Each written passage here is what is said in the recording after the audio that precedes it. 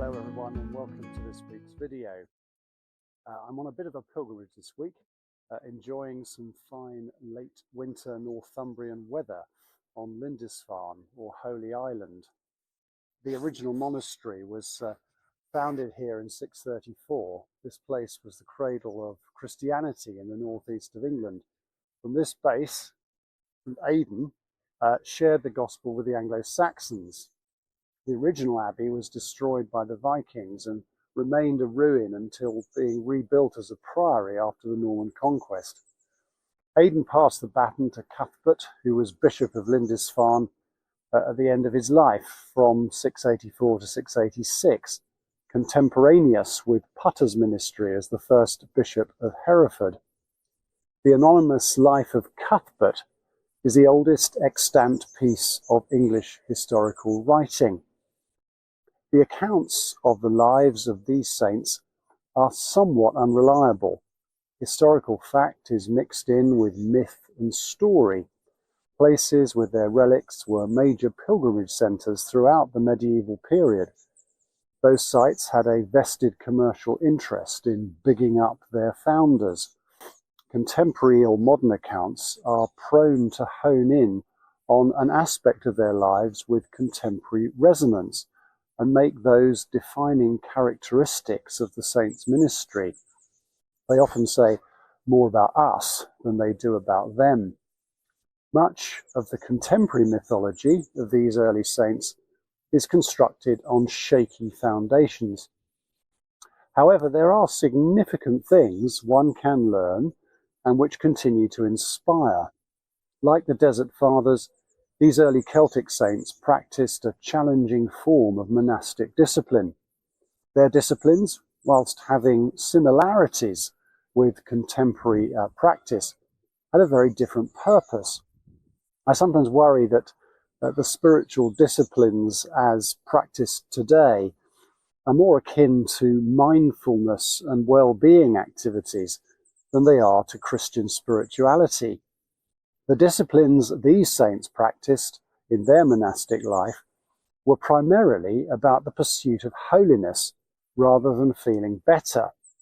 Hair-raising accounts of immersion up to the neck in the waters of the North Sea to conquer lusts of the flesh may seem extreme to us, but these early Christians took sin extremely seriously. They were passionate about drawing close to God, and almost any sacrifice or asceticism was welcomed if it aided that pursuit. They thought of their spiritual training in the same way Paul writes of it in 1 Corinthians 9 verse 25. Everyone who competes in the games goes into strict training. They do it to get a crown that will not last, rather like the first batch of medals in this year's Winter Olympics. But we do it to get a crown that will last forever. Therefore, I do not run like someone running aimlessly. I do not fight like a boxer beating the air. No, I strike a blow to my body and make it my slave, so that after I've preached to others, I myself will not be disqualified for the prize. One of the 7 deadly sins, originally described by St Cassian, actually he had 8, and was subsequently codified by Gregory the Great, was acedia. This is not mere boredom, as some have described it. It's more a lethargy towards spiritual things. Acedia is when the pursuit of holiness and the presence of God is deemed not especially important, and other concerns preoccupy us. For these early saints, it was a foundational vice. They would probably be as mystified by our lack of concern for it as we are by some of the ascetic practices they adopted to keep their passion fresh. What you see in the Celtic saints like Aidan and Cuthbert is a combination of the contemplative and the active. They didn't withdraw to the monastery to pursue holiness and communion with God as an end in itself. It was important, indeed fundamental, but it was also about equipping them for the missionary task. Aidan was renowned for his winsome evangelistic ministry. He walked the tracks of the mainland, over the causeway, engaging with all, both the aristocracy and the powerful and socially disenfranchised. The very early Christianity of the area had been largely displaced by Anglo-Saxon paganism.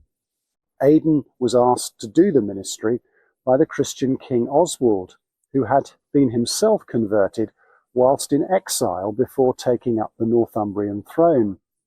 Aidan replaced another missionary bishop from Iona, who, shall we say, had limited social skills. This Bishop Corman is said to have alienated many by his harshness and returned to Iona, blaming the Northumbrians for their stubbornness. Aidan adopted the novel technique of politeness and meeting people where they were. His patience and genuine interest in people's lives warmed them to the message he brought. He was generous and socially engaged.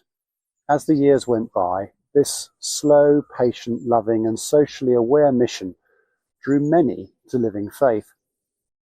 There's much to learn from him.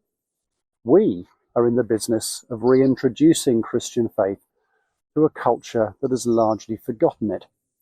This is a challenging task for which we need the power and insight of the Holy Spirit. The place of prayer is the place where the Spirit is allowed freer reign in our lives. Aidan was a pioneer, but now the task falls to all of us, clergy and lay. By the grace of God, Aidan's ministry transformed a culture and brought it back to God. May the Holy Spirit inspire and empower us to such fruitfulness in our diocese.